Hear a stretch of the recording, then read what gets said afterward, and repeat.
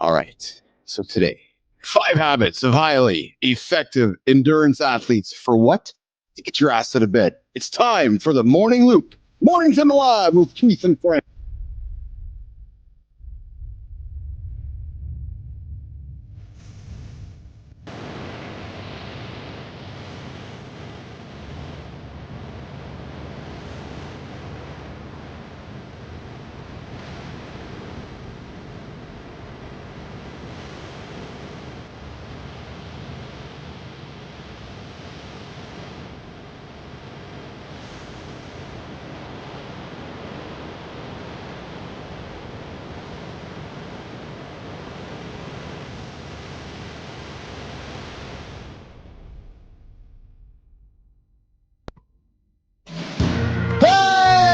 I got a new sound. Nope, I don't got the other one. I got the bagpipes today. Let's get up and dance.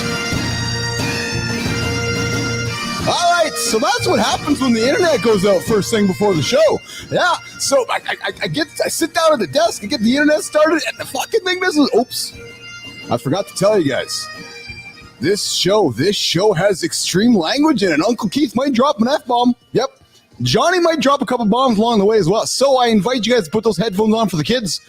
Put the headphones on for the kids or walk them out of the lab this morning because we got some energy coming into the lab this morning. Rich Ingram is joining us to talk about the habits of highly effective endurance athletes. We're going to talk about what you need to fuel up as an endurance athlete. Hey, listen, nation.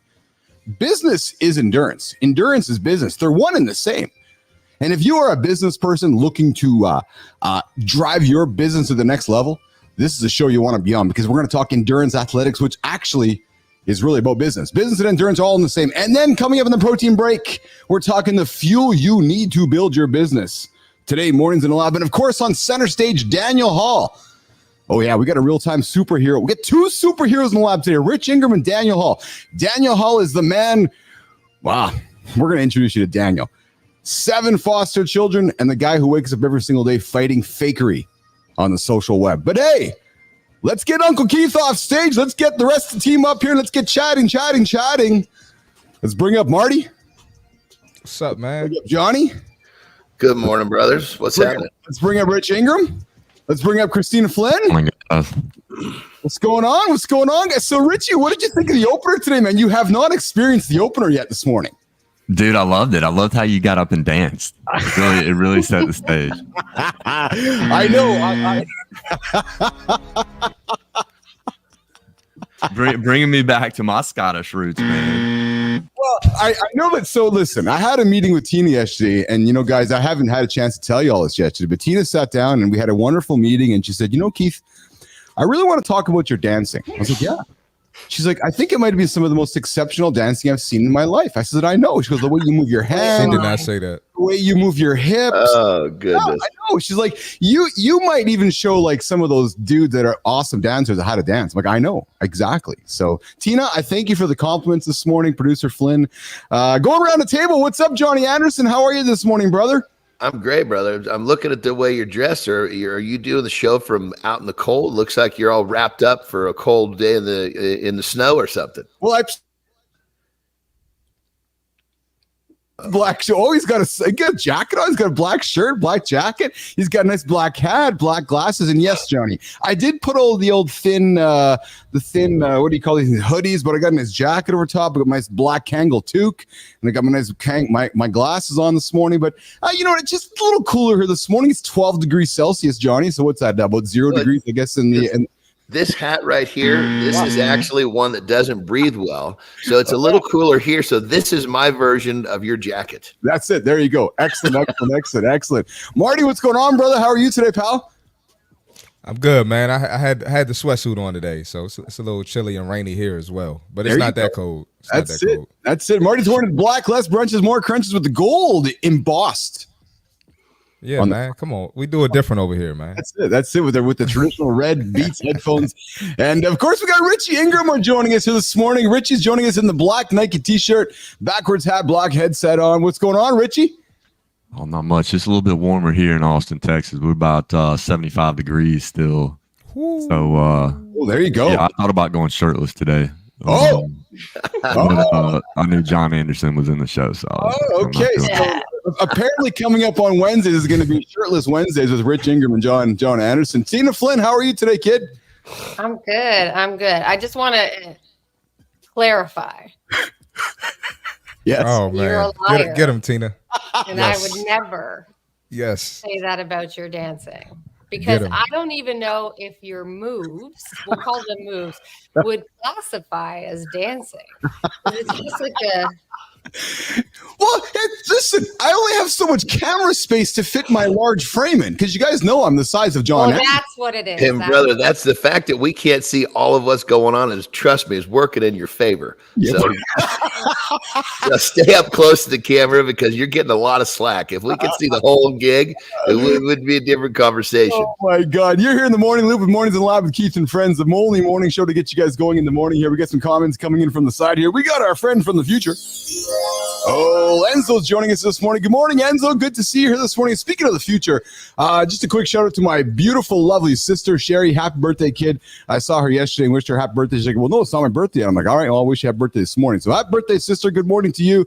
Good morning, good time. And yes, good time. Stop hitting the snooze button or you will miss my dancing. And hey, we got Daniel Hall hanging out with us in the green room, coming up on center stage in about 6 minutes. We're going to meet Daniel Hall. He's banging on the bagpipes. Absolutely. And good time, I will keep being me, because if I keep being me, people keep showing up. That's how it works. That's how we're all just keep being ourselves here. That's how it works here. So let's see here. Yeah. Nope. So here we go, nation. We know we got fans and stands and all of our members here calling you guys out. When one of our folks in the comments are saying, Keith, you're the only one dancing, so they can't judge. That's like Marty and John. That's like people coming in the comments and chatting you guys out, and you guys just kind of saying, yeah, but we're doing this and you guys aren't doing anything. So I think Good Time has a point there. Thank you, Good Time. Yep, I think Good Time has a point there. Good time. Stop trying to take my job. Stop trying to take my job. Good time. I see you.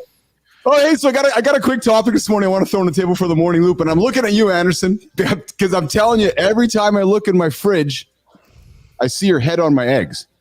And then I read a story this morning about a man who ate over 700 eggs in 1 month, who revealed the toll on his body. Now, I'm thinking that some of you are going, well, yeah, well, that would just be, who would eat 700 eggs in a month? Now, Marty, I'm looking at you, brother. I'm suspecting that you and I both think John Anderson probably eats 700 eggs in a week.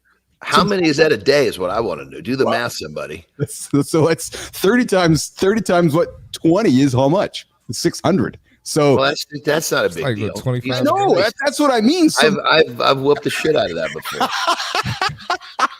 So that's what I mean. Like the headline is 700 eggs in a month. I'm going to suspect that John Anderson can probably kill 24 eggs in a sitting. Am I right, Johnny? Let's kind of talk about this for a second. You know, I mean, I could, but I mean, I don't. That would be like trying to put 10 gallons of gas in a 5-gallon gas tank. You don't want to put in more than can be used. But you know, when I was on the road, especially in Japan, eggs were one of my biggest, sources of intake. And so, on a long day, I would be eating, a single meal would be 5 or 6 eggs, hard-boiled eggs, and I might have 6 or 8 of those. So do the math on that. Multiply that by 30. Marty. No, thank you. I'm good, man. Well, and remember, if you heard remember the story, there was a good chunk of that time where I was eating these son of a bitches with the shell on. Jesus, Murphy. Remember telling that story where they told me I was making too much of a mess on the tour bus? Just miniature little pieces of shell on the ground. The Japanese are so clean; they're like, you can't do that anymore. So, John, it has to smell terrible. Took that whole egg, put it in my mouth at once, chewed it up with the shell, and I said, "Can I do it like this?" And they just sat there quietly. So I said, "I guess we got a deal." So those of you tuning in right out of the morning loop on Mornings and Alive, we're talking about eating eggs. There's some gentleman that ate 720 eggs in a month, and John Anderson is talking about crushing whole eggs with a shell. So I just want to pause and hang on that for a second. Like this idea of shoving an entire egg in your mouth and crunching the entire shell. So there's nothing left, John. Like actually nothing left. It's like eating salt on the egg, and when you're done, like your hand is empty. Like, just so we're clear, right? Like you eat the whole. Yeah, you take the whole thing. It's got the shell on there, and you just put it in your mouth, remove your hand, and go to town. Eat it, you chew it up and swallow it. Yeah. So Rich, Mr. Endurance Athlete, could you imagine going on a 100-mile trek and sitting down with a couple dozen eggs and crushing them whole? Rich Ingram. No, not at all. Right, not even one. and then hold on. And then I got to crack some humor. My good friend Marty over here, who we all love protein here. But our friend Christopher Martin does not love eggs. So Chris, when you hear this, what goes through your mind? John smelled terrible after that. Hold on. Let's get this straight. I'm gonna smell terrible no matter what I'm eating at that quantity. So let's not worry about that part of the equation. But if it already stinks, it's worse. Listen, when I'm eating 5-6 pounds of beef every day, oh my God. I mean, let's be on what is it? You're talking about some rotting flesh? You're talking about some, eggs. It's all gonna have a stank. Oh, I feel bad for Terry. She goes to the bathroom after you. Dude, I'm telling you right now, I've made videos saying if you have a woman that deals with the stuff like I got, you need to thank her. You need to be appreciative because she is a fucking warrior. I don't know if Rich Ingram and Daniel Hall know what they got themselves into this morning. Tina, I'm going to flip it over to you for a final comment here before we bring in the accountability check-in, but I'm seeing your face, and I'm just wondering, as the female on the tab here, you're thinking of Terry, you're thinking about your own house, you're hanging out with a bunch of men that may smell, and you're listening to Anderson. Not this guy. Talk about all the food that he eats and the eggs that he eats. What's going through your mind there, Kristina Flynn? I dated a bodybuilder at one point, and the protein fart has got to be the worst part. So I can't imagine what the egg fart at that quantity is. Well, we got a system. See, what we do is there's only one toilet in the house, right? Four bathrooms in the house. There's only one where I'll take a dump. So there's only one toilet that's got to get cleaned, at least from that capacity. You clean that one? No, hell no. I don't clean it. I don't clean it. The cleaning ladies, funny enough, that when the cleaning ladies come, she'll go check that toilet because she said, look, they didn't sign up to clean this kind of a toilet. And I'm like, that's so kind. Yeah. Man. Oh, man. All right. So listen, coming up to this part of the show, we're going to take a little break. We're going to walk our guests off the stage, our friends off the stage for a quick moment. I'm going to get up here at the accountability check-in and walk Marty. There we go. Let me see here. Yeah, Johnny, flex him up there. There we go. All right. So listen, the accountability check-in. The self-made man. Listen. The self-made man's a myth. Yeah, there. I said it. Yep. Grit and grind matter. But no one makes it to the top alone. Never. Behind every great win, there's always someone next to you. Eminem had Dr. Dre. Steve Jobs had Steve Wozniak. Serena Williams had her dad or her sister Venus. Hell, I got Marty. I got John. I got Tina. So take a moment to pause today. Look around and acknowledge and appreciate the people around you. The coach pushing you past your limits. The colleague giving you the tough love, the mentor guiding you when you are lost, and the partner holding down that fort at home, or the friend who inspires you, even if they don't know it. So nation, I remind you today, you are stronger. You're stronger because of them. Yeah, it has to do with part of your own mirror, but the truth is you are stronger because of your team. So remember, no one gets to the top solo. That's what makes the journey so meaningful. Here, Mornings in the Lab. All right, let's keep the show going here. I'm going to bring in my friend Daniel Hall. Come back up here. All right, there's Daniel. What's going on, Daniel Hall? I dropped this in the comment, but Jimmy, let's bring him up on horizontal too. Jimmy, hold on a second there, Daniel. Let's bring him up on horizontal there, Jimmy. There we go here. Hold on a second here. Oh, do we not have you on horizontal? I don't think we have you on the horizontal feed there, Daniel. Oh, somebody told me to go to vertical. Yeah, we got to get you on both here. So I'm going to pull you off for a quick second. We'll get you up on the both. So we'll get you on two tabs. Okay, brother? Hang tight. All right, cool. Okay, so we're going to bring the rest of the team up here and acknowledge the comments here. We got coming up in the comments. We got David. We got Grumpy Old Man. We got Peter. We got Good Time. Yeah, we got everybody popping up here. Let's see here. We got Marty. Going to bring Marty up here. Going to bring Richie up here. There we go. All right, guys. Hey, I got this for John. Oh.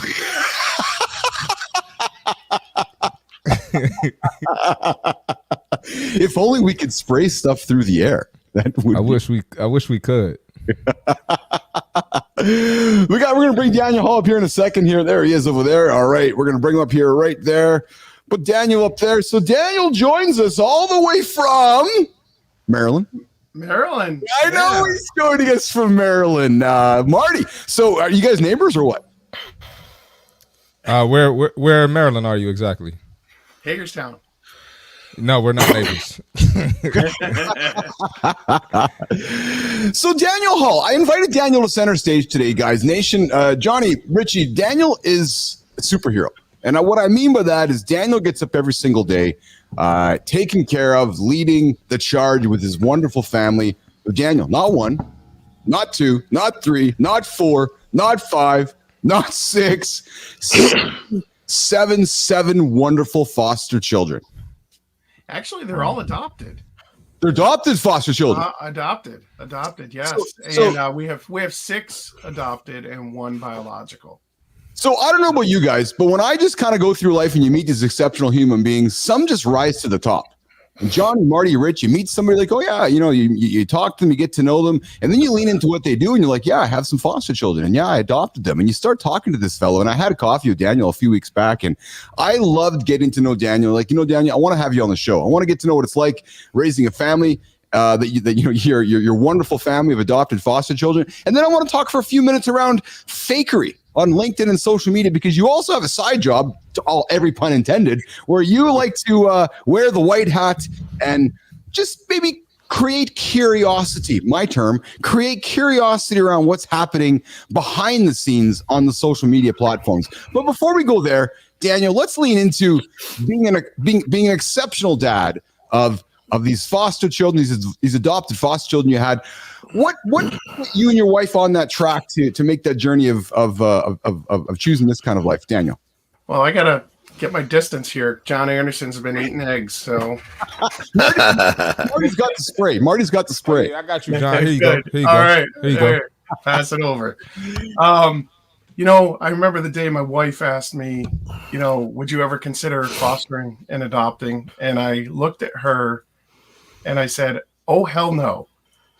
I'm not going to have to. I don't want to ever parent a child like I was growing up. I grew up in foster care, was saved by the Halls, and I just didn't want any parts of that. But as we got deeper into that journey, I saw myself vicariously through our children's eyes, as a foster kid. Yeah. All the lying, the cheating, the stealing, the hoarding of food, it was all right there in front of me. I'm like, oh my God, this is me. And it was so healing for me to go through that. And it inspired me to actually train over 450 foster families on what it's like, the good, the bad, and the ugly of fostering and growing up in foster care. Wow. So my wife just has this way of reaching into your soul and capitalizing on the best parts of you. She does that with me. She has to do it with me because I'm the biggest kid in the house. Yeah. So,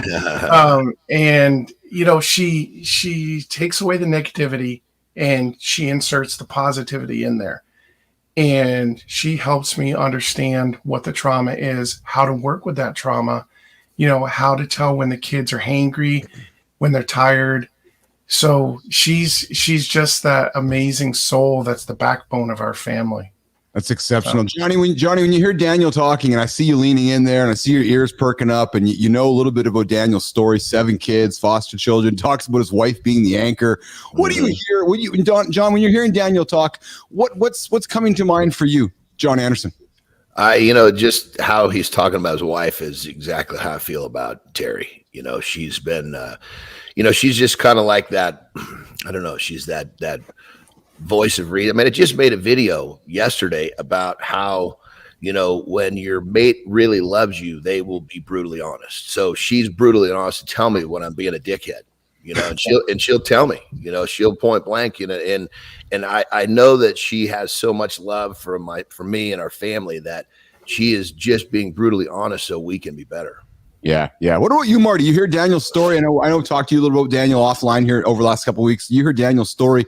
I talked about superhero and all, the love that he's giving back to his family. Marty, what strikes you, brother? How he first said he was opposed to being a foster parent. Yeah. He said no at first, right?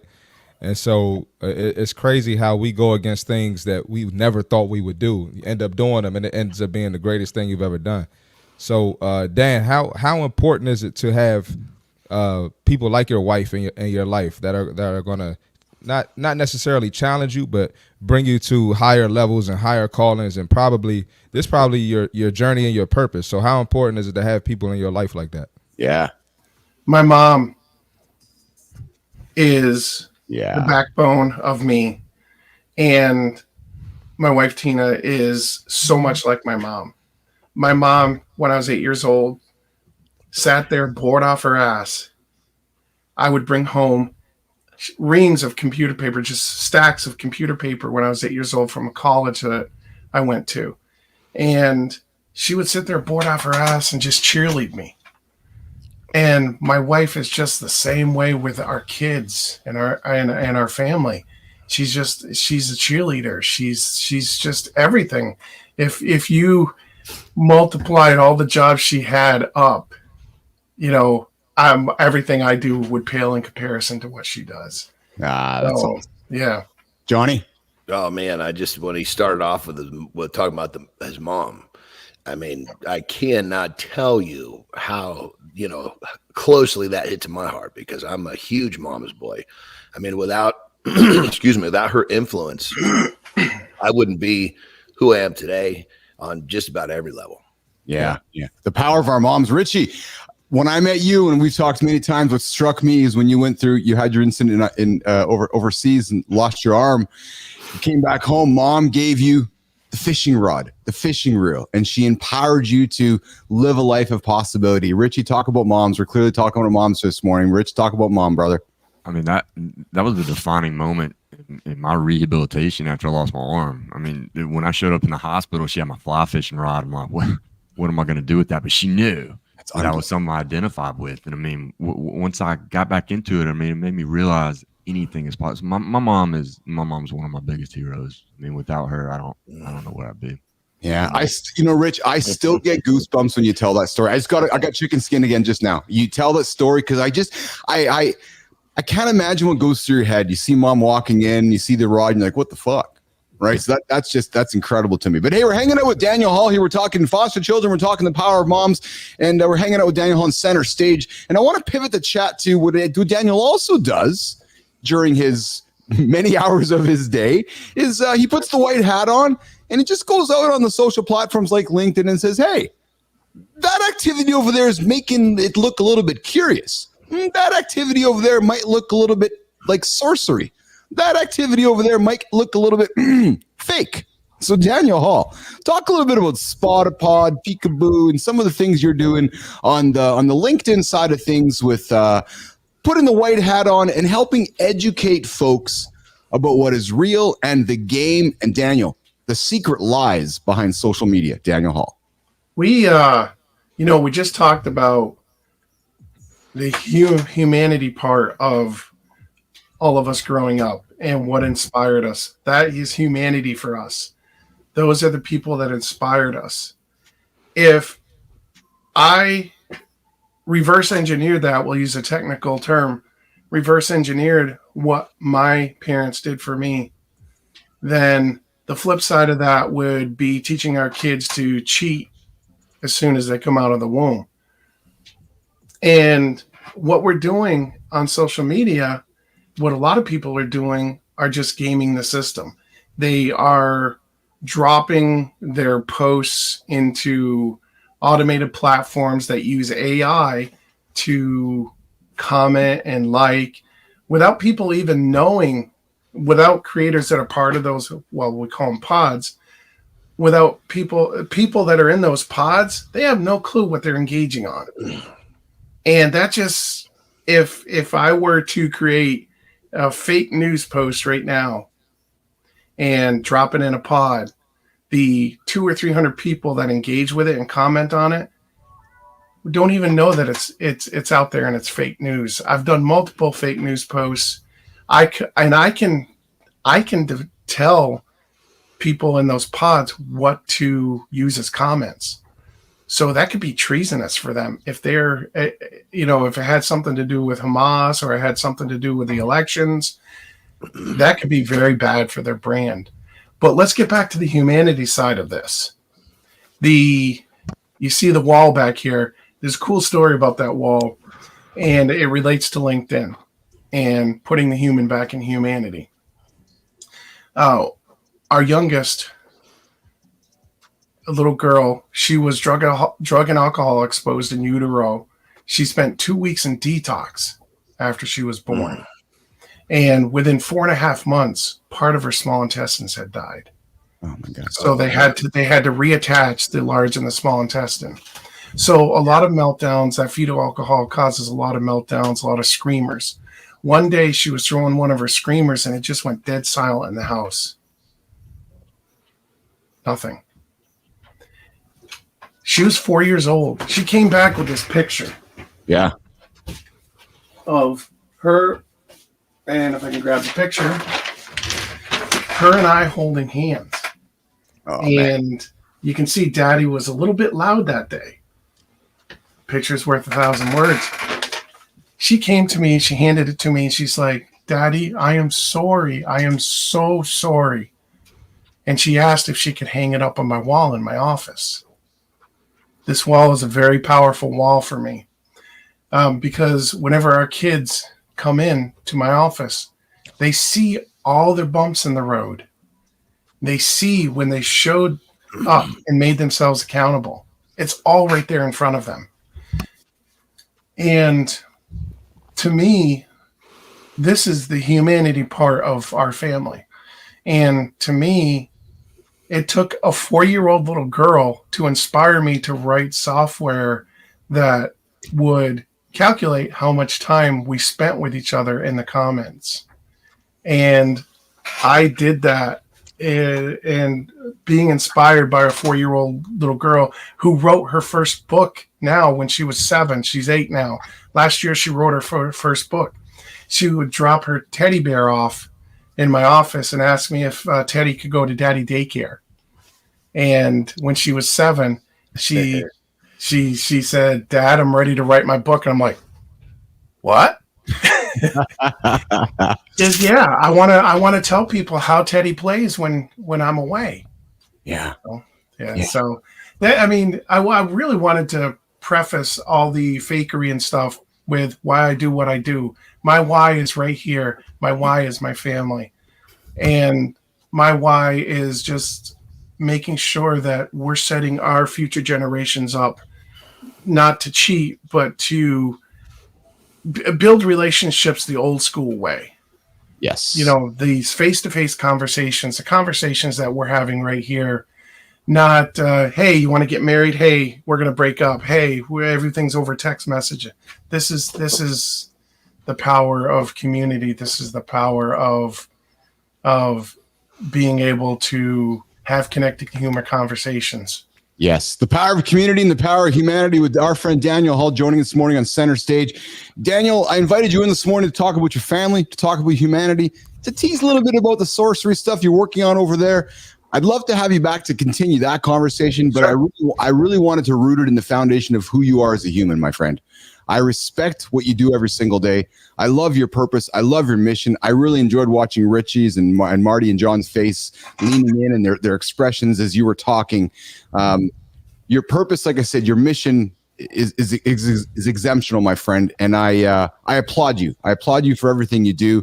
I love that you are focusing on putting the humanity back in social. And, you know, Marty and John, we talked yesterday or a couple days ago on the show that, you know, Harvard did a study that 85-year-old people, when they were dying, what did they say? It was social connections, what they missed, right? It wasn't worrying about cholesterol. It wasn't worrying about their social media accounts. It was that social fitness that they talked about. So Daniel Hall, I know you're practicing it every single day. I thank you for joining us here in the lab this morning. Will you come back and hang on again to get into a deep dive with us?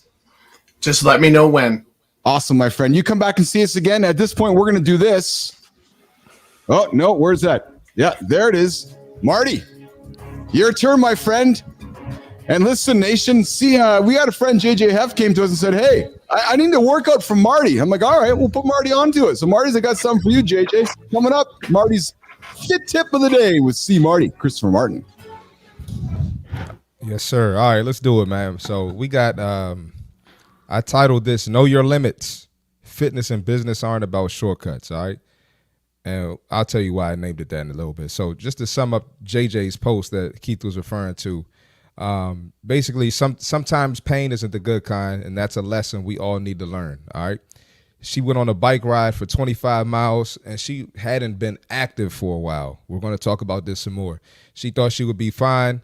All right. She felt strong, and, for the first few hours, but later she got some leg cramps, and, she found herself trying to hydrate, and she did not like how she felt. So the first lesson out of this, fitness is a journey, not a sprint. You got to push yourself, but build gradually. So a lot of people, it's human nature. We fall off from fitness. It's easy to fall off. It's easy to find excuses to fall off. And what people like to do is they like to jump right back into it. You don't do that.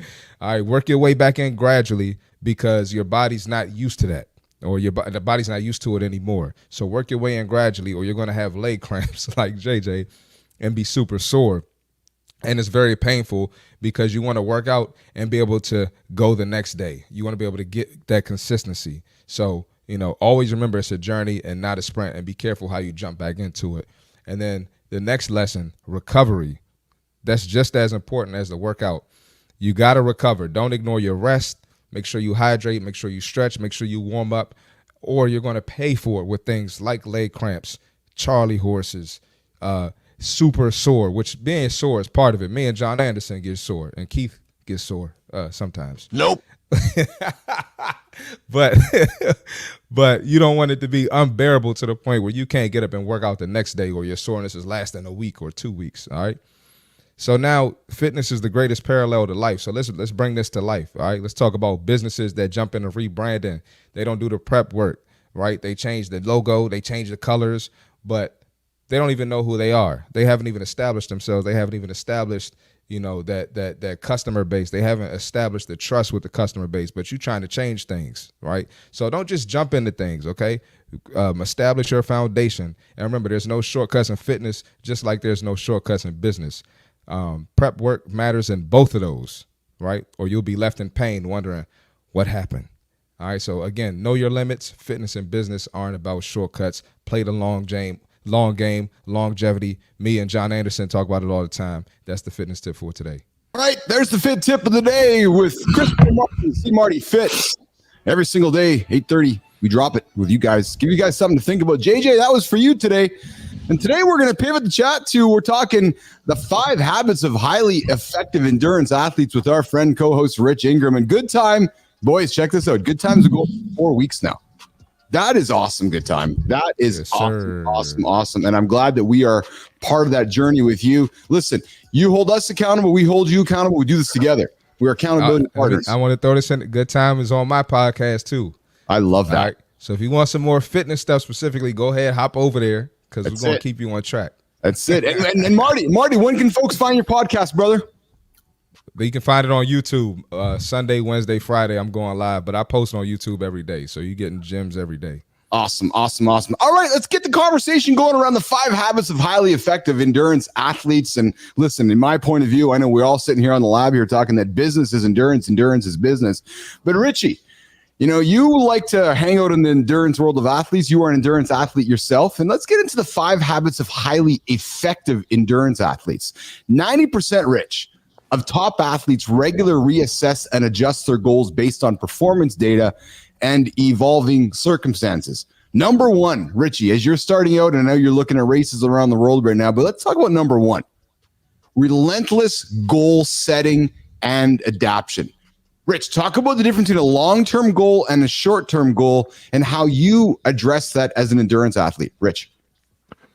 Yeah, so I mean, we all know that we have blocks to get to wherever we're going. So we set up these blocks, and those are our small milestones to get to where we're going. So like right now, my main focus is an April race out in California. And so I have blocks that are going to take me to get there. So yesterday I did 2 a day. I was running in the morning and I had strength at night. So I have strength goals as well as running goals. So I'll have, these smaller races in between there. Now, fortunately, I have a coach. So, and everybody has a coach. The professionals that you see out there have coaches. So, whenever she sees differences in my analytics, so we've talked about this before, heart rate variability, nighttime body temperature, resting heart rate, she can adjust my training based on that, how we go. The bottom line is consistency, right?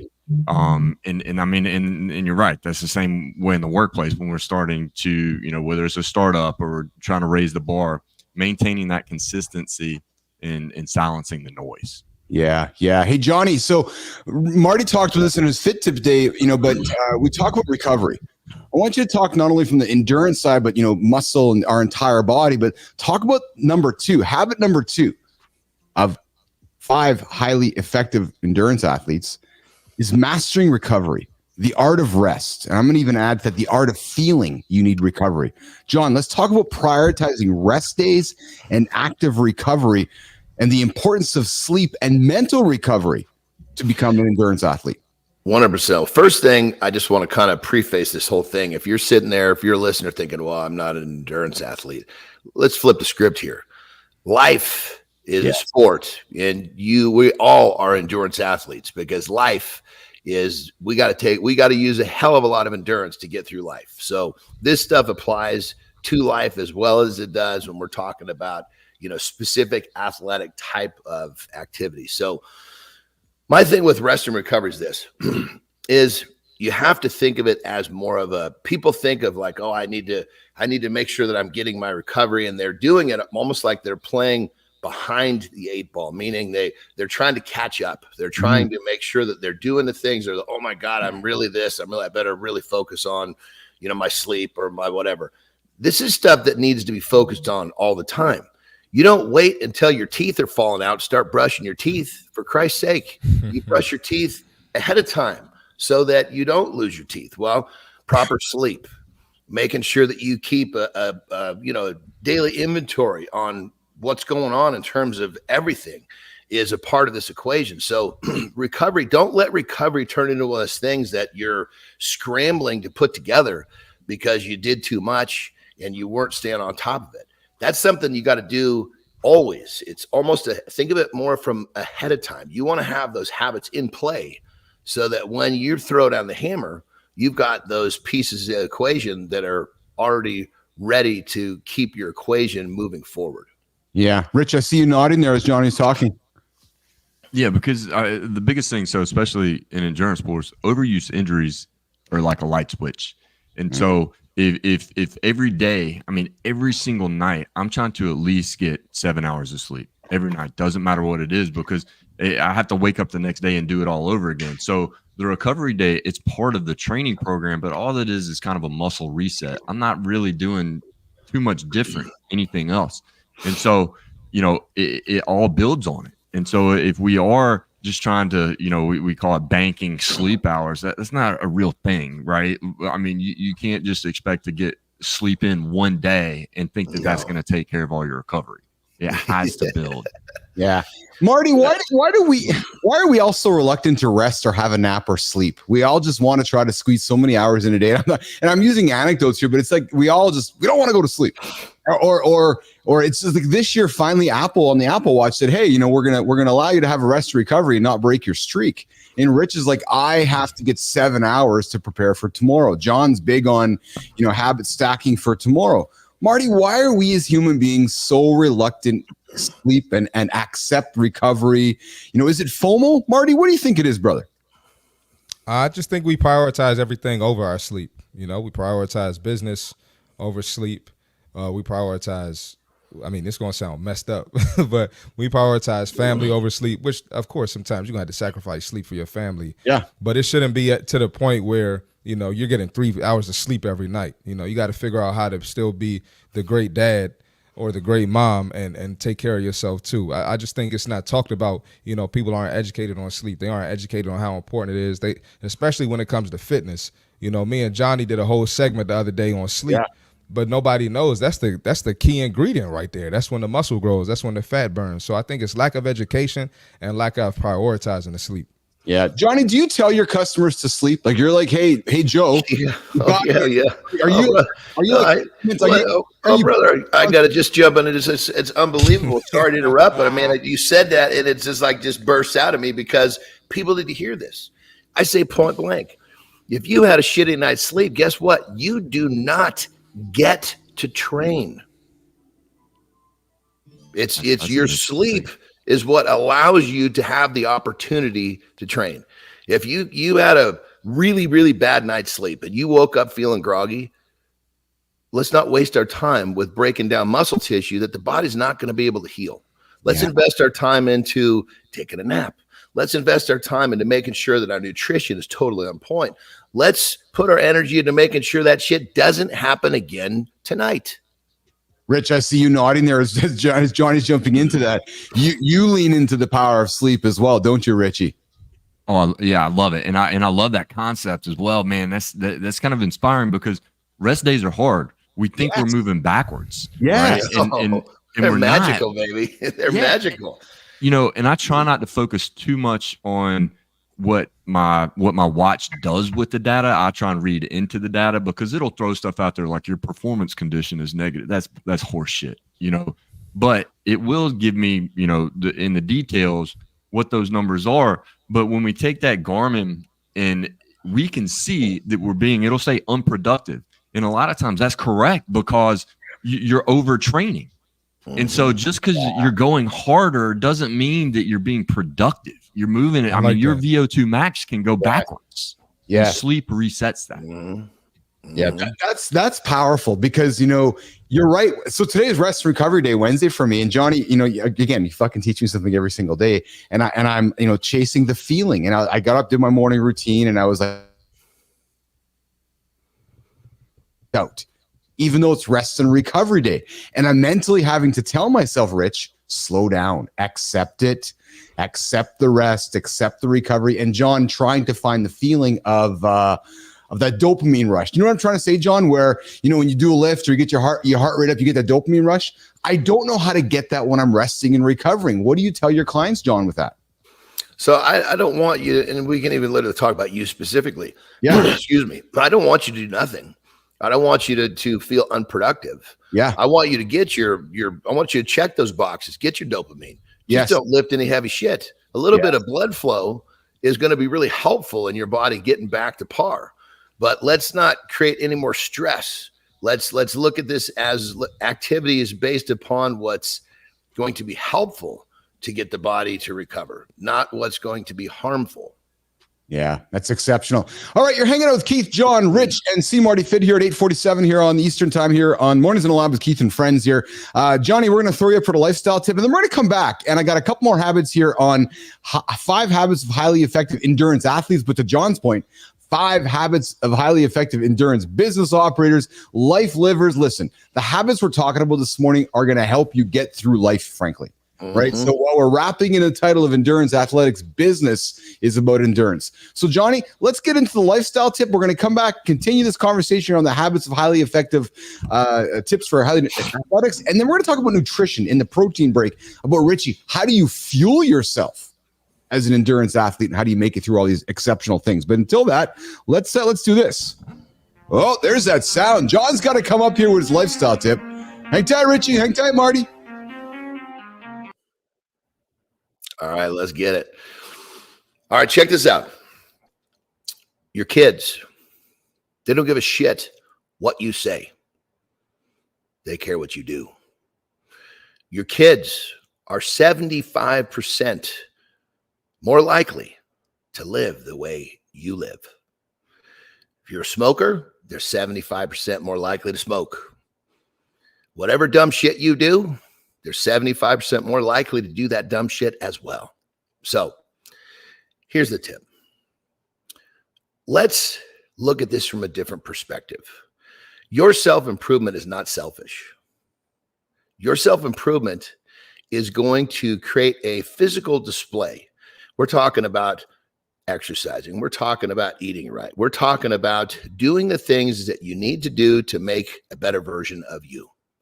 You need to live a life that is going to give them the roadmap for them to be a better version of them.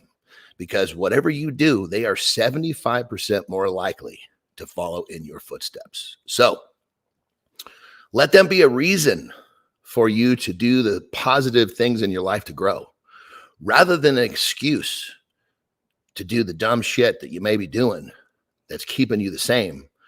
That's ultimately going to have them live a life that you don't want them to be living. That being said, lead by example. Rock and roll. Oh, that's a great tip. Lead by example. Johnny, in light of our conversation with Daniel Hall today, man, what a great tip. It was inspired by him. I was like, okay, I'm bringing one about the kids. I can't not after that. Isn't that true? Like, how could you not have chicken skin? How could you not be inspired? How could you not want to lean into hearing more about Daniel Hall and his story, eh, John? Like, the guy's getting up every single day, and leading a tribe, a troop of these young children that need leadership, that foster children, adopted children, and Daniel and his wife say, hey, here's our house, open the doors up and welcome them in. And then Johnny leading by example on a daily basis, eh? That's humanity at its finest. Richie, Marty, bringing you guys back up on stage here today. We're going to continue our chat around endurance, the idea of endurance in athletics, endurance in sports. And we started the conversation at the bottom of the hour here on the 5 habits of highly effective endurance athletes. We're on number 3 here, and then we're going to go 4, 5, and then get into nutrition for our protein break. But Richie, listen, we talked last week about the Leadville 100. I want to talk a little bit about cultivating mental toughness through discomfort. That old saying of, I don't know the old saying, but the pain is temporary, the results are forever. There has been times that you are grinding up a trail. There's times that you're going at it and you're just saying, I'm done. I'm ready to give up. Inspire somebody right now where you've had to cultivate some mental toughness through discomfort. Somebody's listening, somebody's not wanting to get out of bed, somebody's stuck. Richie, give them something to hang on to get them moving, brother. So one, again, it's about consistency. You can train yourself to get through daunting times. And I'll tell you, Keith, I don't say I'm done. I don't say I'm going to quit. And it's because I've trained myself that no matter what, somebody's carrying me off that fucking hill. Yeah. So when I was in like Leadville 100, you have a 5-mile climb up to Hope Pass, which is 12,600 feet. So you're 5 miles, you're coming from like 9,500 feet. I mean, it's a fucking hike. And I don't ever tell myself that I'm not going to quit. And so I think by doing the uncomfortable things repetitively, you train your brain to think in that manner. So you're more accustomed to attacking those challenges. Yeah. Marty, talk about cultivating mental toughness through discomfort. Again, getting in the squat rack, getting in the gym. There's many times like, I don't think I can do this, but you grind through it. What do you use to grind through it, brother?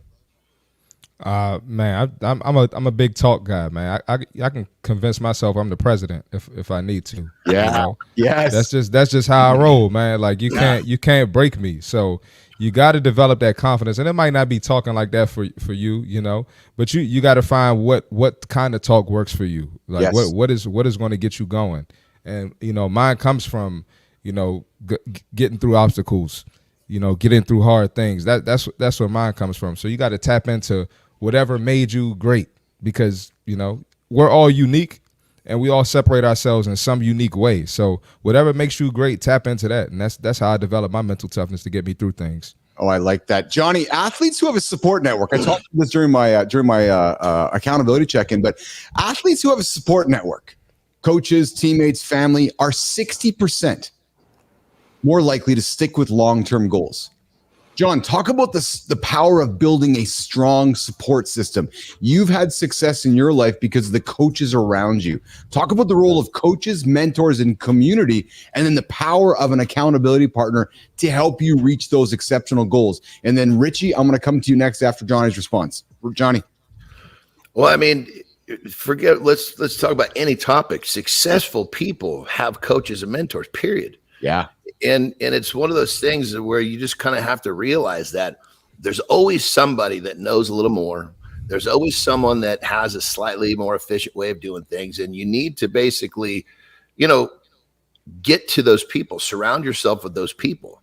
And especially when it comes to, like a really big goal in athletics, of course, but in any type of when you're really, really working hard, sometimes what you need is to be told exactly what to do and not have to think, because there are times when, you want to make a decision or you want to do, your cognitive skills, whatever you want to call it, are in that position where you might not be making the best decision. So you have that coach say, no, you're going to do it like this and you're going to do it now. And then you just disconnect all this shit and physically carry it out. So a coach, a mentor, all the above, they're there for so many different reasons in so many different situations. I think the biggest thing is that people need to understand that even coaches have coaches, and that's a huge part of what makes someone successful is their support group. Yeah, Richie, I saw you laughing and smiling there. I'd like to hear your comments on this.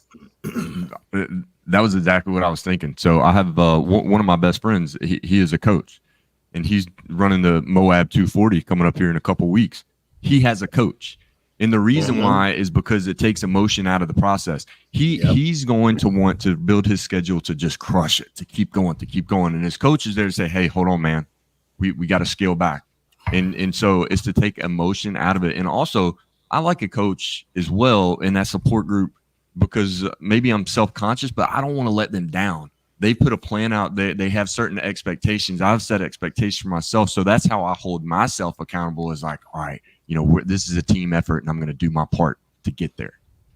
I love that. Hey, just a quick, I got to pause here, guys. Johnny, you can relate to this, man. I just got a wonderful text from my wife. And I love getting wonderful texts from my wife, Johnny. You know, those texts that come out of the blue that put a smile on your face, those ones that you're like, oh, that's what you're thinking right now. I love you, baby. I love you, Lauren. And I love the text. And you know what, Johnny? It's always nice when there's a picture attached to it too, brother? So there you go. I guess it depends on what the picture is and who's sending it. I love you, sweetheart. I appreciate that this morning. Put a big smile on my face. And boys, you got yourself a partner. You got yourself a wife. Girls, you got yourself a partner. You got yourself a wife. Send them a text. Tell them you love them right now. Stop, pause, pick up your phone. Tell your partner you love them. Send them a picture. Send them a message. Because you know what? I just got one from my partner, and it made me feel exceptionally freaking awesome. So if I can remind you right now to do that. And Johnny sends a message to his mom and his daughters every single morning. So Lauren, they wake up to a message every day. Before they wake up, boom, I shoot that thing through, whether it's a nice little phrase or just a heart. They wake up from some love from me. I love that. I love that. And Nation knows how much I love my pet. My love Lauren, and she's putting a thing on the screen here. But all right, so we're talking 5 habits of highly effective endurance athletes. And Rich, you said something with your Garmin. Habit number 5, data-driven performance, tracking and analyzing progress. Now, this is intriguing to me because I know we got old school Anderson on the call here who writes everything down. I know we got Marty kind of in the middle here. I'm a data-driven guy. Richie, do you lean into data nonstop, and does that drive everything that you do, or how do you balance data compared to how you're feeling? Talk about data-driven performance, tracking and analyzing progress. Richie Ingram. So I pay attention to the micro data and not the macro data. So I have a Garmin Enduro. It's going to tell me based on a set of data what it believes my performance condition to be, what my training readiness. I don't pay attention to training readiness. I don't pay attention to performance condition. What I do pay attention to is the micro data.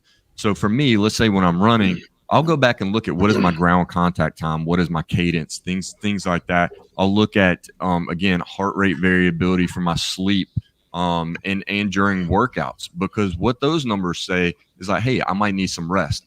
But I'm looking at the trend line of that single data set. One outlier is not going to change how my training is. It's just not. But over time, if I have a few days where something is happening, or for example, I had a big race, I'm running, and my heart rate is elevated more than it normally is, and that happens for more than a few days in a row, I'm changing something because that's a trend. So yes. That's my point, is I focus on single data sets and trends, not how Garmin compiles multiple sets and tells me how I'm doing. How did you learn that, Rich? Was it just through trial and error? And I ask that because, again, when people get into this world of I'm going to go try to be an athlete or try to improve my business, we ignore data or we're scared to enjoy the process. And because enjoying the process means enjoying and accepting patience, because patience is part of the process. How did you learn, Rich, to accept the process, to endure the patience, to analyze the data, and not just rapidly make changes daily? Does that make sense, Rich?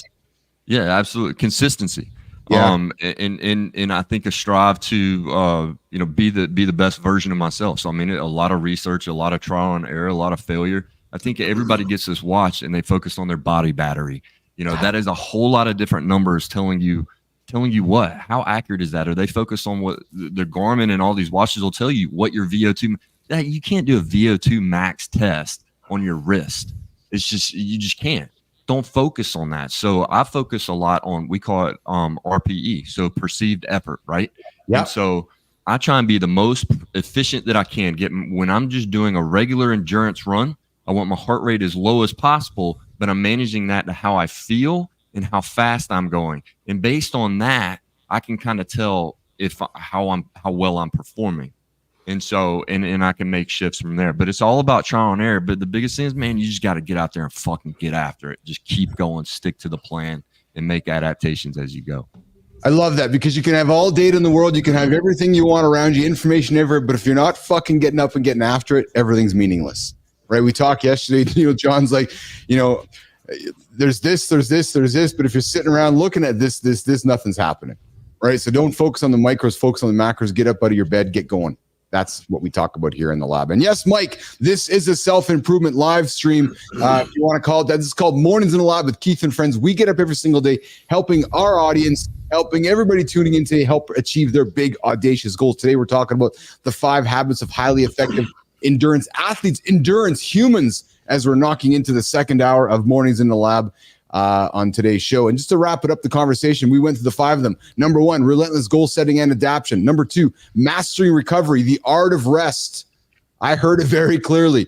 Don't sit around and do nothing, but embrace the rest so that you can get ready for tomorrow. Cultivating that mental toughness through discomfort, building a strong support system, data-driven performance tracking and analysis, and those are the 5 that help you guys get going and getting after it. And we're going to touch on nutrition here during the Morning Loop Reloaded here, which I'm going to introduce here in a quick second, but I'm going to do this first. All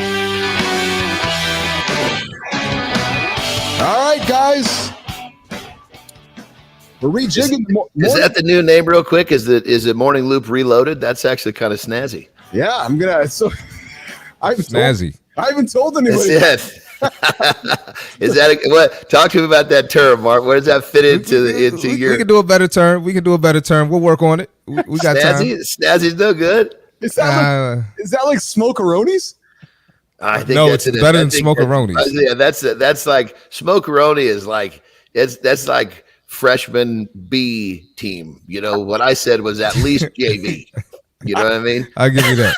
I'll come up with the varsity term. I'll come up with the varsity term. Sounds to me like, John, that was like you going up to a girl and being like, could I be on your dance card, Mrs.?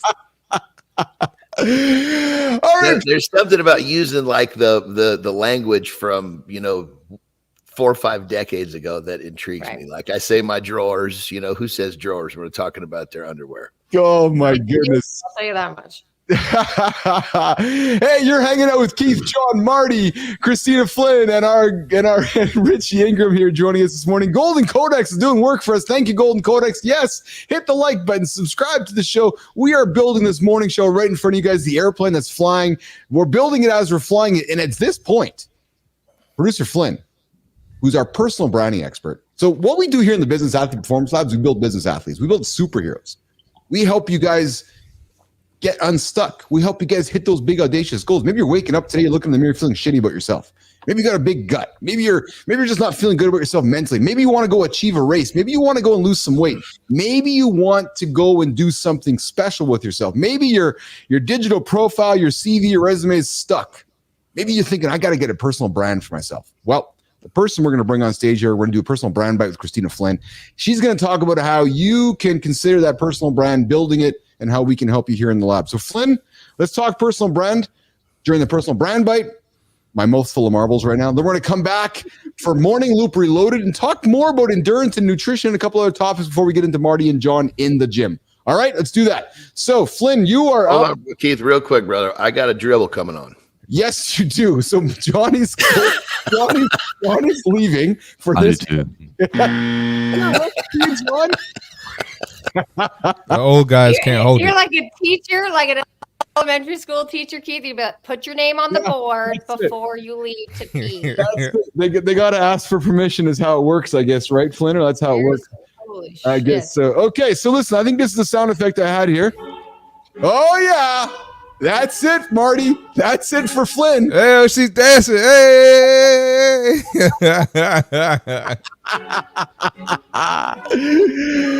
Oh.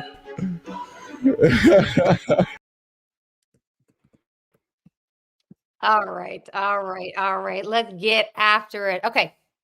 I talk about it all the time.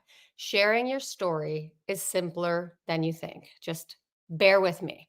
So it shouldn't feel overwhelming, but I totally get it. It can seem like a lot. The good news is that you can do it and you can start to share your story in just 15 minutes. Give me 15 minutes of work and build these 2 simple lists, and you will have everything you need to get started. So first is your primary list. So your primary stories are really, these are broad facts about your life.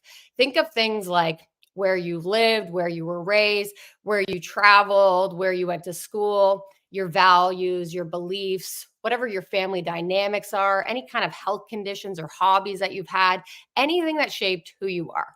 Your second list, and you can just write these things down. Very, very simple. Your second list are specific facts that prove why people should listen to you. They're not necessarily just broad facts about your life. They're about your life and how that's connected to your audience. So the jobs that you had, the roles that you've had, the expertise that you bring to the table. What are your qualifications?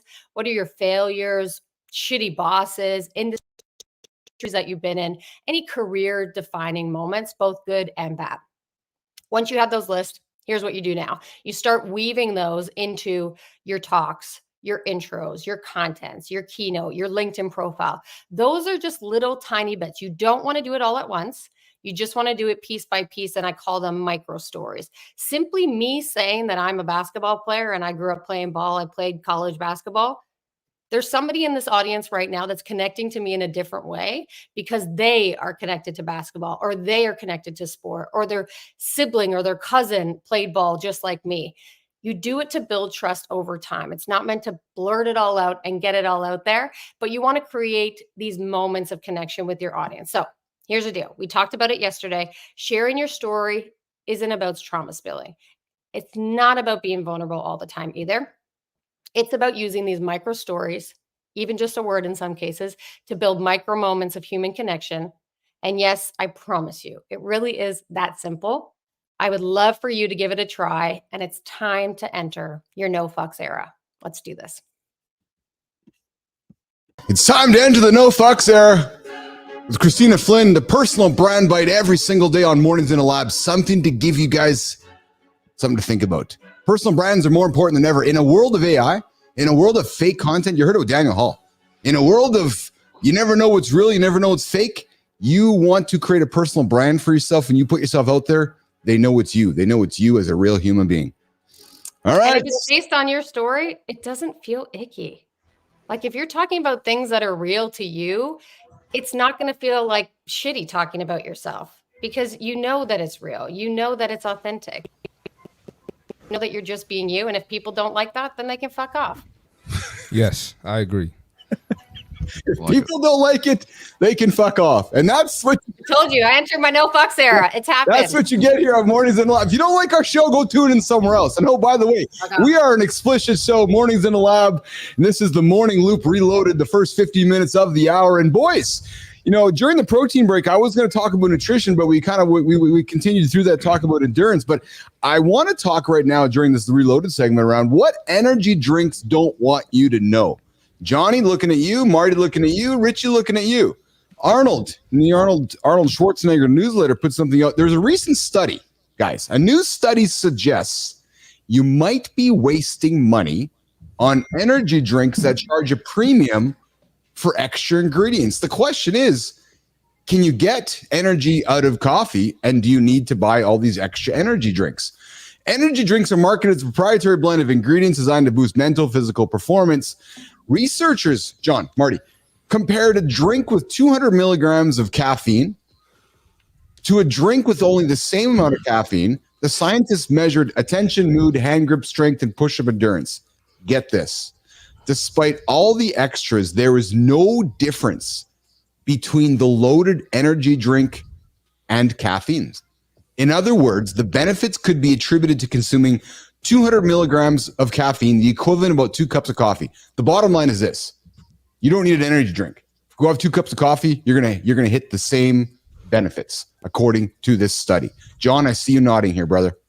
Yeah, I mean, I've been a caffeine guy from the jump. Back before there was even such thing as a pre-workout, and I just feel myself through all of my years. What's so funny? I'm just wondering what pre-workout was 40 years ago. Yeah, I mean, pre-workout was literally, it was Vivarin and Nodos pills is what we took. So hold on here. Wow. What are those? What is Vivarin and what is Nodos pills? Exactly. It's caffeine. It's caffeine pills. Oh, okay. Oh, Okay. Yeah. So Nodos, I mean, they were both 200 milligrams per pill. And, we would basically start popping those, about 30 minutes before the gym. By the time you get there, you're highly caffeinated. Yeah. And it was like, keep in mind, we always looked at whatever little research we had. It was hard to find before the internet. But there was studies that talked about high levels of caffeine slowed down lactic acid buildup. So, man, we walked to the gym just going upstairs,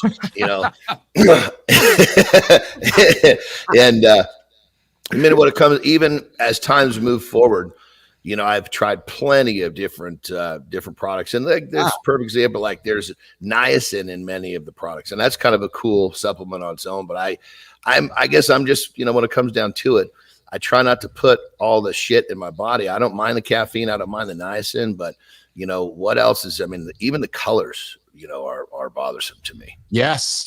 We got Shelly joining us. Shelly Spence. So hey, what's shaking, Shelly? Good to have you here this morning. I remember those, she says, and Dexatrim as well. Richie, are you a coffee guy? Are you a caffeine guy? Or are you a performance? Do you like to stuff a lot of performance enhancing drinks in your body? Coffee, and I don't do it for performance at all. I think that you don't need any of that stuff. You need to develop your body so that it can build on itself without those things. Now, I do for recovery protein. I'll take straight up protein just because I'm not that great at getting it into my diet. But other than that, no. I don't. And again, I'm not coming from a huge strength background. I'm in the endurance world, so my diet is going to be a little bit different than other folks. Yeah, I don't think you need all that stuff. I drink coffee because I like it. Yeah, Marty, you're a coffee guy? I know, Marty, I know you're a coffee guy, but do you do? Are you also a performance drinker too? Sometimes, yeah. Uh-oh. John Anderson's going to kill me. No, but into the truth here, brother. No, I will. I don't do it. I don't do it every day. I don't do it every workout. But I mean, I get a lot of that shit for free, so I use it, And but I got to wean off of it because then you can get addicted to it, and then you could get to the point where it doesn't even wake you up. It doesn't do anything for you, right? So it's not good to take every day, but I indulge in it. Yeah, Kristina, you're a coffee person. Have you imbibed with any of these other energy drinks as well, or you just stick to coffee? Mostly coffee, I would say. Like if I really got to get some shit done, I try to tap into my brain, and I'll take a Red Bull. I'll do a Red Bull, but nothing from a performance perspective. I very much so used to work only at night, and so I had a thing with caffeine pills. I loved caffeine pills when I was a kid, when I was younger, like in high school and university. Now, listen, I got ADHD. I take Vyvanse. That's a stimulant in and of itself. Vyvanse and coffee every morning. There's a reason why I'm wired. Did you say Vyvanse? Is a Vyvanse like a coffee pill too? Yes, it's an ADHD stimulant. Okay, intrigue. Yeah. I don't know. I'm highly medicated. We can talk about it anytime. We can go there. Johnny? I don't quite fit the bill. John? I mean, when it comes down to it, everybody's talking about, enjoying coffee and stimulants. And I would definitely put coffee as a pleasure in terms of the taste.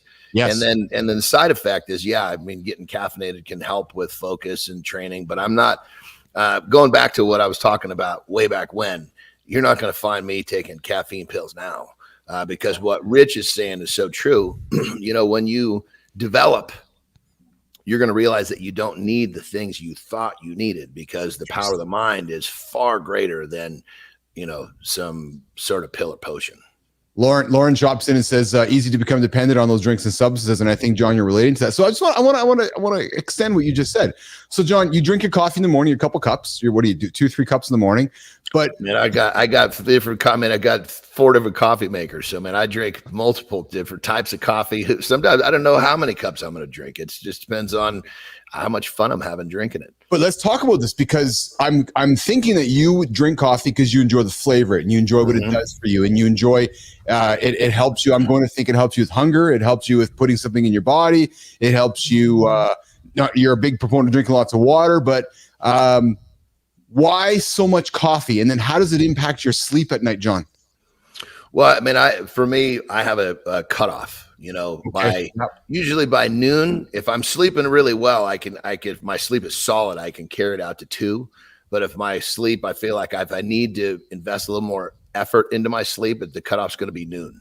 Interesting. And and so, but when it comes down to it, it's I guess it's kind of like I said, it's a pleasure. It's a drink that is, call it. I guess you'd say semi-natural now, because coffee beans, are, you really got to be careful with coffee beans. They can be covered in toxins and all sorts of stuff, but it's a drink that I don't drink soda. I don't drink alcohol. So, coffee and cigars are my jams. I mean, there's a doozy right there. You give me a good cup of coffee and a Cuba Grande. Oh, brother, I'm freaking I'm a happy dude. I saw Rich just lean back and go, "Oh, I'm kind of intrigued by that." He's saying to himself, "You know what, guys? You got your Johnny. Close your ears to what I'm going to tell you next. I know you're an eating guy. Marty, Tina, Richie. I fasted for 7 days once, and all I did was drink coffee with like MCT oil in it and some Makuna honey in it. But it's all I drank was coffee. 7 days, 7-day coffee and water fast. I felt exceptional during that period of time. Well, just so you know, bro, theoretically, that's not a fast, because you're giving your body some fuel. Okay. But I'm not eating food, though. I'm just having the water and the coffee. Well, I guess it just depends on what the fast. You can call it. People can call it a juice fast. You could call it a Snickers fast if you want to. Hell, you could fast on Snickers. or I could fast on my Reese's peanut butter cups. Exactly. But either way, that limited, what you're doing with the limitation, giving your body a chance to recalibrate, I'm sure was probably pretty good, especially if you didn't have a really, really good diet to start. Yeah, well, it felt good, but I bring it up, Johnny, because like yourself, I just enjoyed the coffee. I found myself looking forward to my cup of coffee. I found myself looking forward to that 1 o'clock in the afternoon cup, that hot cup that made me feel really good about it, right? So, and the flavor of the coffee, almost like a meal in many ways, right? It was like just having that cup of coffee, right? And like yourself, John, I don't drink either, so sit down having a cup of coffee is an enjoyable thing. 100%, right? Brother. Yeah, exactly. That's my voice. My coffee and my cannabis. Your coffee and your cigars. Give me coffee and cannabis. I'm off to the races. All right. So listen, today at this point, we do this. It is, that works. In the gym, John and Marty. Boys, I got an idea. I want to hear about John's experience in North Korea. Marty, what do you think about that? Let's do it. I think we'll do this. Tina, why don't you and I get off stage? Let's leave Richie on stage with Marty and John. Richie, why don't you and Marty sit down with Johnny for the John and Marty in the gym section? And let's get to know about John's journey through North Korea as a wrestler. Johnny, you want to do that? Let's go, baby. Let's do it. This is going to be fun because I want to Lawrence, you food chew fasted. Yes. All right, let's go. Martina, let's get off stage. Let's let these guys go to work. Marty, you're up, brother. All right, let's talk about it. So how did the process start, you getting to North Korea? Who'd you talk to?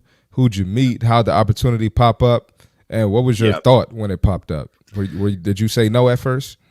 I mean, there was definitely some questioning going on for sure. So ultimately, my wrestling career had subsided. My wrestling career was over. I'd gotten released. Now I'm a pro bodybuilder. And so I'm doing the bodybuilding thing and got my gym, and I've kind of changed gears. And then one of the companies I worked for they reached out, and it's fairly common, for them to bring you back for short little lips, short little mini tours, little blips. Said, hey, we got this gig, you're going to be teaming with Bob Sapp. He's he's a MMA fighter, did some wrestling too, big old monster. He said, we're going to tag you guys up. I said, okay, that sounds good. Give me more details. Where are we going? And they're like, well, we're going to North Korea. I'm like, oh shit. Okay. Well, how are we? My first question is, how are we going to know we're going to be safe? And they said, well, basically we've got it all set up to where the publicist for the company was going to be doing an associated press release every day, so that because we would be monitored in worldwide news, it would be difficult for us to just disappear. I thought, okay, that's what year is this? 2014. Okay. And so anyway, so I said, okay, let's, and obviously, plus it was think of like hazard pay. It was a good payoff. So I thought, and then it's also too, one of the things I think about is, God, with the fat little boy, because he was a fat little boy and turned all those difficulties into blessings. Look at this shit that I've got to do. I've traveled the world, and how many people get to go to North Korea? And I also saw that thing with Dennis Rodman where he went there and blah, blah, blah. So it was like, okay, they're clearly bringing, some people in and out. And if it's done properly, there is some level of safety there. So I said, let's go. So I tell my mom, and she's like, oh no, you're going to South Korea. I said, okay, Mom, I'm just letting you know, in about a month, I'm going to be going. And so many people, I told were like, no, you're going to South Korea. They're just looking at me. The big dummy doesn't know the difference between North and South Korea. And so anyway, so literally I'm at the airport, and I'm a mama's boy to the core, man. And so I called my mom and I said, hey, I just calling this. I'm getting ready to get on the plane. I'm going to North Korea. And she says, no, you're going to South Korea. I said, Mom, I'm just calling you to let you know I'm going to North Korea. I can look at my tickets and I can tell you I'm going to North Korea. She said, well, that's awfully dangerous. I said, well, Mom, I tried to tell you this a month ago. So if you had any questions for me, I could answer it. Anyway, so boom. Anyway, we went through China. That was how they kind of got us in and out of there. So we went to China for a night, then we flew into North Korea. But when we got there, man, it just was so different. Now, granted, they only let us see what we wanted to see. But here's a perfect example. We landed on this airstrip. You're looking around, there's nothing. I mean, it's just an airstrip in the middle of the forest, big clearing. And, we probably had to go 3 or 4 miles in this airplane to get to this airport. I mean, basically get out and we get into customs, and what do? They take our cell phones and they take our passports. So we're basically stuck. Now, I had a second phone, but what they said was, and I kept it with me. They said, if we find a signal, if you turn a cell phone on and we get a signal, basically politely said, we're coming to get you. It's very, very clear what we couldn't do. So I wasn't like I was trying to, I wanted to go home. So I had no problem. I just basically used that phone to take some pictures here and there. But anyway, so we get there, and I mean, it was, as the experience goes on, cell phone's gone, passport's gone, it's becoming a little more real, and I'm getting a little alarmed, I'll be honest. Because only me and Bob Sapp were the only Americans there. It was called Wrestling for Peace. So there's people from Japan, and there are other wrestlers from Japan and a few other countries, but they're not American. We're like the public enemy number one over there. And so, John, are y'all probably the only 2 Americans in the country, though? Not just in the program, very right? Possibly. At least the 2 Americans that are free. There may have been some that were captives. Yeah. Anyway, so we pull out from the airport, and as soon as we get on the road, all these sirens come, and I'm like, holy shit, they're already coming to get us, And so, and it's you can hear these sirens coming, and there's a lot of them, and they're getting closer and closer, and this is just the part of me that's like, holy shit, what did I do? That voice in me is really starting to turn me like, oh, what did you do, you dipshit? And all of a sudden, all these cop cars, they basically go right up in front of us, pull in front of us. So there's like 3 or 4 in front, 3 or 4 behind. We're being escorted everywhere we went. We had a police escort, and then we get to the hotel, and if you want to see what we saw, you watch the Dennis Rodman documentary. Literally, we were in the exact same spot. So clearly, anytime they bring someone in, they're putting them in the same. They're putting you right there, and they took great care of us. I mean, for me, it was perfect. Like, yeah, here's the kitchen, here's the dining room and the kitchen's right there. Anytime you want something to eat, just come sit down and there'll be someone to take care of you. I was like, talking my language, baby. So I was just plowing through steaks and everything else I wanted to order, which was great. Anyway, so we're there, and literally every time you do something outside of that hotel, they've got someone there to follow you or watch you. You're not doing anything without some sort of an escort. And do you have to schedule time? Like, could you just walk out on the street, or do you have to tell somebody like, hey, this is when I'm going? Well, we were on a schedule, but we had free time. So during that free time, we could walk out on the street. But keep in mind, you weren't getting out on the street without somebody walking 5 feet behind you. And you figured that out real quick. So well, some of the guys were kind of cool, and they even spoke English. So I remember, starting to kind of befriend some of them because it was just interesting to talk to them. Anyway, so then the event, so we did all sorts of stuff. I mean, there's some of the stuff they showed us, like they took us to an opera house. It was absolutely beautiful. Some of them, we actually went to, I don't know what you'd call it, but it was the place where all of the leaders lived. It was like this castle. I've never been in a building that was that magnificent. I mean, we're talking 40-foot ceilings, and they took us into, it was a tour basically, and they took us to I don't know what you'd call it. It was like an area where the different generations of leaders were. So the current one, by the way, we were told not even to say his name, because if you said it with the wrong tone, that was an offense. So he just didn't say it. But ultimately, crazy. You go into this room and you see, the father of the current leader, and he's in a casket. And he looks like he died yesterday. They've got him, taking great care of him. They showed his car inside this room. They showed his favorite car that he drove. They showed, his private jet. All of the stuff that he used personally was in this room. So you were getting like a full flavor of what was going on with the previous leader. And as we went more generations, so we went actually 3 generations, to the point where you're seeing that by the time you got to the oldest one, he was looking pretty sucked up. They needed to put some more filler in him because he was looking a little. So you're looking crazy at their actual bodies, like, yeah, literally, yeah. And check this out: in the oldest one that we saw, it wasn't planes, it wasn't cars, it was like literally it was a train. It was they went by train and boat. That's what we saw. So we went from, like really, really luxury vehicles they were driven around in and private jet to, however many generations before, where it was a boat and a train. So it was kind of a trip to see how times had changed as they had, gone through the generations and lived through into current time. So anyway, so at this thing, I'm tired, man. I'm beat up. I just won my pro card, so I was recovering from a really nasty prep, and I was just in that mode where I could just be in the middle of the day. I could just like fall asleep, And so this tour, they're walking us through, and I'm like, holy shit, man! I just need to sit down. I need to lay down. I'm tired, and I keep just out of second. I just like not even thinking about it. I keep putting my hands in my pockets because I could put my hands in my pockets and I kind of prop myself up. So I do it, and the first time I do it, I don't think anything of it. Then shortly after, I feel someone comes up behind me, grabs my forearms, and pulls my hands out of my pockets. It's like, whoa, that was interesting. That might have been the first time that's ever happened. Okay, not supposed to do that. Woke me up. I'm good. Was it a North Korean? What's that?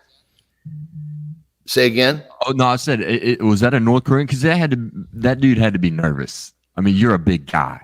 I don't know. He was a North Korean for sure, but he's probably thinking I do my job or I get beheaded. So I'm thinking he's probably thinking now the consequence of me putting a whooping on him doesn't even compare to what he's got to deal with if he doesn't do his job. Anyway, so I'm tired, and we get to the next leader's room, and I just do it again, not even thinking about it. All of a sudden, the same thing, but it's a much more firm grip on my forearms. Pull my hands out and put them down.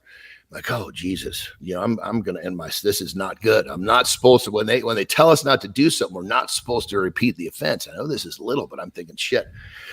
But anyway, I do it a third time. I'm like, oh God. Then now the hands are like bam on my forearms. They're pulling my hands out and jerking them down. I'm like, okay, uncle, I'm awake. I'm, so just weird shit like that, And then in the arena, this was a really trippy thing. So you basically, normally you walk out into arena and you got, 25, 35,000 people going bananas, and they're yelling just because you walked out behind the curtain.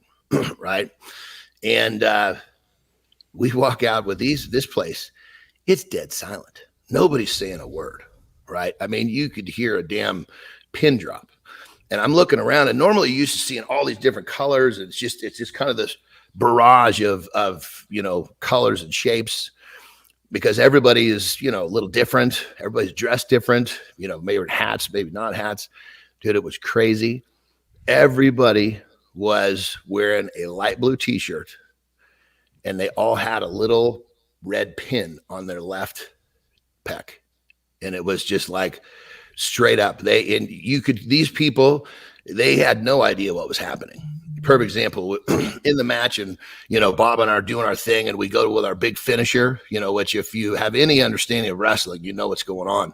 They had no idea that we just did our big finisher. It was still quiet, so these people were basically told to show up here, and clearly they had been not exposed to anything that we were doing, because they had no clue what was happening. And so it was a very, very different experience, to say the least. So the biggest thing that happened that was scariest for me on this trip was this. So they tell us, hey, we're going to get you there. We're going to, this is what's going to happen. We'll basically stamp your passport in China, but we're not going to stamp it in North Korea. Because obviously coming home, you got a stamp from North Korea. What the hell are you doing there? You know what I mean? And so U.S. Customs, I can only imagine what they were having a heyday with that one. So I get my passport back, and they stamped it, which now is really cool that I have a passport stamped with North Korea. But at the time, I was shitting in my pants. So anyway, I get home. We go through China again, basically get home, and I'm coming through customs, and I just thought, I'm going to be totally honest, and hopefully the questions I have to answer don't uncover exactly what I did. And so the guy said, where are you coming from? I said, China. He said, okay. He saw that passport. He saw that stamp. Let me through. And I was like, man, did I just dodge a bullet right there? So the North Korea trip, to say the least, was a really, really, really interesting experience. Wow. That's all I can say. Right. Okay. And I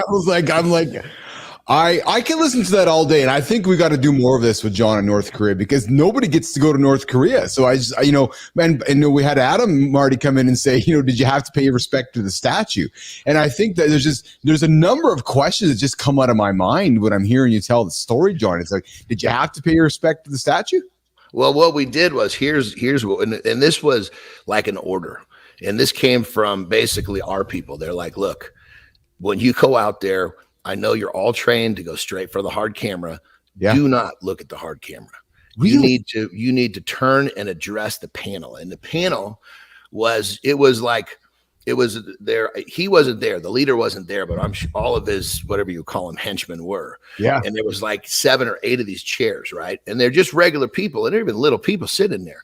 The backs of those chairs were probably 20 feet tall. So we were literally told to go out there, get in the ring, turn left, because the hard camera was actually a little bit to the right. So they did not want us addressing the hard camera first. We had to get in the ring, turn left, address, whoever these people were with a little bow. And then we went back to our thing. And if we didn't do that, it was going to be hammer time. And that's what they told us. That if you mess this up, we're really out of line. And basically they're trying not to freak us out too much, because obviously we're getting ready to perform. But yeah, it was, you really had to kind of take things literal over there. That's awesome. In the gym with John and Marty, every single day we do it here at 9:15 Eastern time. It is a segment where we put John and Marty in the gym, and we're going to tell stories. We're going to give you guys tips and tricks and hacks to help you guys get to the gym. And today we talked about John's journey to North Korea as a wrestler. And I want to come back to that. Hey, Richie and Marty, that's just, A, it's you, John, as I'm getting to know you, and B, it's North Korea. And that to me is like the stories, and the fact that you have a stamp in your passport from North Korea. I keep that passport tucked away because that's really cool. I mean, I've traveled so much. I actually have, I've got 3 retired passports, and they actually put extra pages in. Well, the one that from North Korea, that one right there, man, I'm keeping that thing in a safe spot because that's something that's pretty cool. Yeah. So Nation, I've already put my hand up with Johnny. I was talking to him one day. John is a pencil and paper guy, and John has calendars, written calendars of 20, 30 years of his life. And I said to John, I'm like, John, if the girls don't want the calendars one day when life passes you, I'll put my hand up and I'll grab them. And Johnny, I want that passport too, brother. I'll take care of it for you. I'll take it. And just to clarify, it's even better. It's not a calendar. It's better than a calendar. It's a book where every single day has its own page. And these things go back to like 1992. Oh man, I would love to be in Kristina Flynn's face is just scrunching over there we're all just wondering what's in those journals because I would love to sit back and read those. Richie, Marty, Kristina Flynn. Okay. Hey, it's 9:34 Eastern time. Johnny's going to go for a quick break. We're going to work towards wrapping the show up with our community spotlight segment where we like to shine the light on some folks, which we call the creator spotlight. And today we're going to shine a light on somebody in LinkedIn. Rich, you know how this works. Marty, you know how this works. We take the big old Mornings in the Lab light and we shine it on somebody. And today, Kristina put somebody in front of me that I got to find my notes here. Kristina, there he is there. So today's creator spotlight, man, Jimmy, I just don't feel as organized today as I should be for this whole part here, is somebody from Montreal, Quebec, Canada, somebody who is the CEO of Roof AI, and somebody who is sharing an unfiltered look into the world of entrepreneurship and startup life. Today's creator spotlight for Mornings in the Lab on Wednesday, September 25th, because I love to date this show. It is, drum roll please, Marty and Richie.